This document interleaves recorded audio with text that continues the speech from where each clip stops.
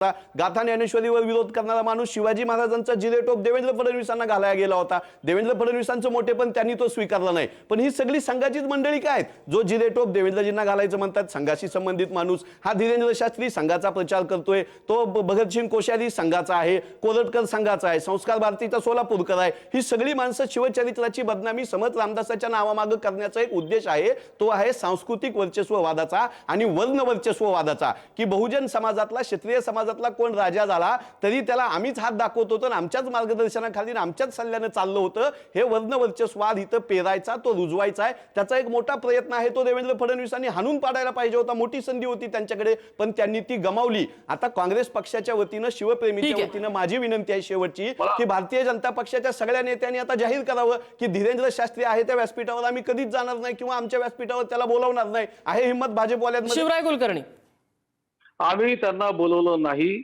पण ते महाराष्ट्रातला त्यांचा भाविक वर्ग जर त्यांना बोलवत असेल तर त्यांच्या व्यासपीठावर जायचं की नाही हे वेळेनुसार योग्यरित्या ठरवू, हे तुम्ही आम्हाला सांगायची कोण बोलवतंय? क्रमांक मध्ये नका बोलू। आता मी तुमच्यामध्ये बोललो का? मी तुमच्यामध्ये बोललो का? मी तुम्हाला तुम्ही भालजी पेंढारकरांचं आम्ही त्याचे भक्त कोण आहेत? धीरेंद्र शास्त्रीला महाराष्ट्रात बोलवायचं म्हणतात, धीरेंद्र शास्त्रीला महाराष्ट्रात बोलवायचं म्हणतात, बघू त्याचे भक्त कोण आहेत, बघू कोण बोलवतात।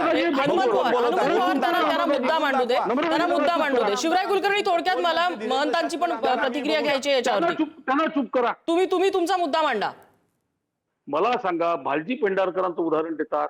अहो का ज्यांना या हनुमंत पवार ज्या स्कूल ऑफ थॉट मधून बाहेर आले आहे, त्यांचे मसिया गोविंद ते पानसरे ज्यांच्या पुस्तकाचा वाद सुरू आहे, त्यांनी यांना मान्य नसलेलं दादोजी कोंडदेव त्यांनी मान्य केलेलं आहे। अहो हे पुस्तकं लिहिताना त्या काळात जे काही प्रचलित होतं ते लिहिलं गेलं।